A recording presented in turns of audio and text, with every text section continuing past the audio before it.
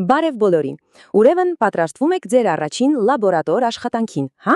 Շատ լավ։ Միանգամից ասեմ, սա ձանձրալի դասախոսություն չի լինելու։ Սա, ասենք, ավելի շատ փորձառու լաբորանտի խորհուրդներն են ձեզ, որպեսզի աշխատեք, գիտեք, վստահ ու ամենակարևորը անվտանգ։ Դե ինչ, գնացինք։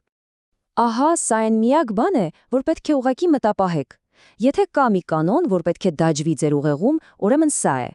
Գիտեք, ցանկացած մեծ բացահայտում սկսվում է ոչ թե փայլուն մի մտքից, այլ հենց կարգապահությունից ու վերջանում է անվտանգությամբ։ Եթե սա չկա, ուրեմն մնացած ամեն ինչ ուղղակի իմաստ չունի։ Լավ, ուրեմն առաջին բաժինը աշխատանքային տարածքը։ Ուրեմն նայեք, մինչև որևէ սարքի ձեռք տալը, նույնիսկ մինչև որևէ լարի դիպչելը, պետք է հասկանալ մի բան. պրոֆեսիոնալիզմը սկսվում է կարգ ու կանոնից։ Սա ոչ միայն ձեր անվտանգության համար է, այլև հավատացեք, ձեր փորձի հաջողության գրավականն է։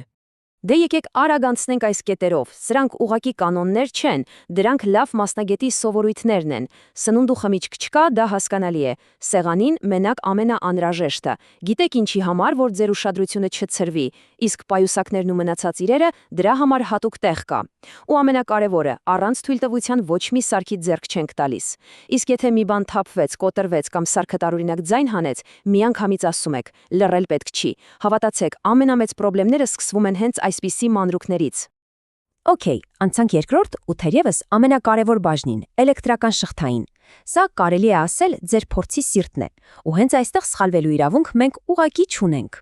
Եկեք հասկանանք, թե ոնց պետք է վարվել էլեկտրականության հետ զգույշ ու պրոֆեսիոնալ։ Ուրեմն ամենատարածված ու ամենավտանգավոր սխալը սա է՝ կարճ միացումը։ Այսինքն ուղղակի վերցնելու սնուցման աղբյուրի պլյուսն ու մինուսը միացնել իրար մենակ լարով։ Պատկերացնում եք ինչ է կատարվում։ Սա նույնն է, թե վերցնես ու գետի ամբարտակը միանգամից բացես։ Հոսանքը առանց որևէ դիմադրության հոսում է, ամեն ինչ գերտականում է ու վերջ, սարքավորումը վառվում է։ Իսկ ճիշտը որն է։ Շղթայում միշտ պետք է լինի բեռնվածություն, լամպ լինի, ռեզիստոր լինի, մի բան, որը կկարգավորի հոսանքի ուժը։ Այն ոչ միայն ինչ-որ օգտակար գործի անում, այլև պաշտպանում է ձեր ամբողջ շղթան։ Հիմա մի պարզ թիվ, որ պետք է հիշեք. 4-ից 6 վոլտ։ Վերջ։ Սա ձեր սարքավորումների համար, այսպես ասած, անվտանգության գոտին է։ Եթե սրանից բարձր լարում տակ, դուք ոչ միայն կվառեք լամպո, այլև կարող եք բարի բուն իմաստով խորովել ձեր թանկարժեք չափիչ սարքերի ամբողջ միջուկը։ Իսկ սա արդեն գիտեք, վարպետության նշան է։ Մի ստեղծեք լարերի խճճված գծիկ։ Ձեր շղթան պետք է լինի պարզ ու տրամաբանական, որ նայես ու հասկանաս ինչը որտեղից է գալիս։ Սա ոչ միայն անվտանգ է, այլև եթե մի բանային չլինի, դուք միանգամից կգտնեք խնդրի տեղը։ Համոզվեք, որ լարերի ծայրերն ամուր են, կայցեր չլինեն, իսկ քանդելուց քաշեք մեկուսիչից, ոչ թե հենց լարից։ Ու ամենակարևորը, հոսանքը միացնում ենք մենակ այն ժամանակ, երբ ամեն ինչ հավաքված է ու ստուգված։ Լավ, հասանք չափիչ սարքերին։ Տեսեք, ամպերմետրերն ու վոլտմետրերը շատ ճշգրիտ, բայց միևնույն ժամանակ շատ նուրբ ու զգայուն գործիքներ են։ Մի հատ սխալ շարժում ու վերջ, կարող եք դրանք ուղղակի շարքից հանել։ Դրա համար եկեք հասկանանք, թե ոնց անենք, որ դա տեղի չունենա։ Սա ձեր չափիչ սարքերի ոսկե կանոնն է, իրենց ապահովագրությունը, եթե ուզում եք։ Կանոն առաջին. միշտ սկսում ենք ամենաբարձր չափման սանդրակակից, օրինակ 3 ամպերից։ Հետո նայում ենք, եթե սլաքը հազիվ շարժվեց, նոր դրանից հետո իջնում ենք ավելի ցածր, ավելի զգայուն սանդրակակի։ Ինչի համար։ Որովհետև եթե միանգամից ցածրը դնեք, իսկ հոսանքը մեծ լինի, սլաքը այնպիսի ուժով կխփի սահմանափակչին, որ կարող է ուղղակի վնասվել։ Իսկ սա ուղղակի պետք է անգիր անել։ Ամպերմետրը հաջորդաբար, վոլտմետրը զուգահեռ։ Տրամաբանությունը շատ պարզ է։ Ամպերմետրը պետք է չափի, թե ինչքան հոսանք է անցնում իր միջով, դրա համար այն դառնում է շղթայի մի մասը։ Իսկ վոլտմետրը չափում է լարումը երկու կետերի միջև, դրա համար այն զուգահեռ միանում է այդ կետերին։ Վերջ։ Հաջորդ կարևոր կետը՝ բևեռականությունը։ Շատ պարզ է։ Պլյուսից եկող լարը գնում է սարքի պլյուսին, այսինքն կարմիր կլեմմային։ Եթե հակառակը միացնեք, սլակը կփորձի գնալ 0-ից այն կողմ, կխփի կանգնակին ու կարող է ուղղակի ծրվել։ Դրա համար նախքան հոսանքը միացնելը, մի հատ էլ ուշադիր ստուգում ենք բոլոր միացումները։ Լավ, էլեկտրականությունից խոսացինք, բայց լաբորատորիայի վտանգները դրանով չեն ավարտվում։ Կան նաև վտանգներ, որոնք գուցե այդքան ակնհայտ չեն, բայց ոչ պակաս լուրջ են։ Հիմա կխոսենք ջերմության ու լույսի մասին։ Հիմա մի հատ հարց ձեզ, ուշադիր նայեք։ Ռեոստատ, լազերային ցուցիչ, թե տաքացրած բաժակ։ Սրանցից ո՞րն է պոտենցիալ վտանգավոր։ Մի պահ մտածեք։ Սա առաջին հայացքից պարզ հարց է, բայց պատասխանը շատ բան է ասում։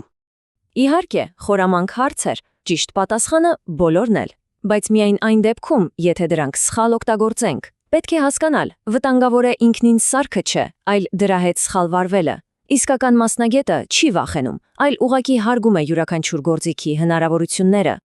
Դե եկեք արագ նայենք այս աղյուսակին։ Ռեոստատները տաքանում են, շատ են տաքանում։ Դիպչում ենք մենակ մեկուսացված սահիճին, երբեք մետաղական մասերին։ Լազերներ երբեք չեն քուղում մարդկանց աչքերին կամ հայելային մակերեսներին։ Տաք ապակին, սա ամենանենգն է, որովհետև տեսքից ոչ մի ձև չի տարբերվում սառը ապակուց, միշտ օգտագործում ենք հատուկ բռնիչներ։ Իսկ տաքացուցիչները, օրինակ սպիրտայրոցը, երբեք մենակ չենք թողնում։ Եվ վերջապես, 5-րդ բաժինը։ Մենք խոսեցինք, թե ինչպես խուսափել խնդիրներից։ Հիմա եկեք խոսենք, թե ինչպես դրանք լուծել, այն էլ պրոֆեսիոնալի պես։ Սա այն սովորությունն է, որը իսկապես ցույց է տալիս ձեր մակարդակը։ Ահա ձեզ մի դասական իրավիճակ, որի հետ բոլորը բախվում են։ Հավաքել եք շղթան, միացնում եք ու տեսնում եք, որ սարքի սլաքը տատանվում է, դողում է։ Ինչ է սա նշանակում։ Շատերը մտածում են սարքն է փչացած, բայց իրականում ձեր շղթան փորձում է ձեզ ինչ-որ բան հուշել։ Եվ ահա թե ինչ է դա նշանակում։ 99% դեպքերում դա նշանակում է, որ շղթայում վատ կոնտակտ կա, միլար լավ միացված չէ։ Ինչ ենք անում։ Անջատում ենք հոսանքը ու նորից հատ-հատ ստուգում ենք բոլոր միացումները։ Իսկ եթե Աստված մի արասցե, զգում եք այրվողի հոտ կամ տեսնում եք ծուխ ու կայծեր, ալգորիթմը մեկն է։ Առաջինը անմիջապես անջատում եք հոսանքի աղբյուրը։ Երկրորդը ոչ մի բանի ձեռք չեք տալիս։ Երրորդը անմիջապես տեղեկացնում եք ձեր ղեկավարին։ Այս հերթականությունը կյանքի ու մահվան հարց է։ Եվ վերջում, ուզում եմ, որ հիշեք մի բան. լաբորատորիայում դուք ուղղակի ուսանող չեք, դուք գիտնական եք։ Իսկ իսկական գիտնականի համար առաջին տեղում միշտ իր ու իր կողքինի անվտանգությունն է։ Անվտանգությունը սահմանափակում չէ, այն ազատությունը։ Ազատություն վստահ լինելու, համարձակ փորձարկումներ անելու ու իրական բացահայտումներ անելու համար։ Դե ինչ, հիմա արդեն պատրաստ եք։ Մտածեք, որը կլինի ձեր առաջին փորձը։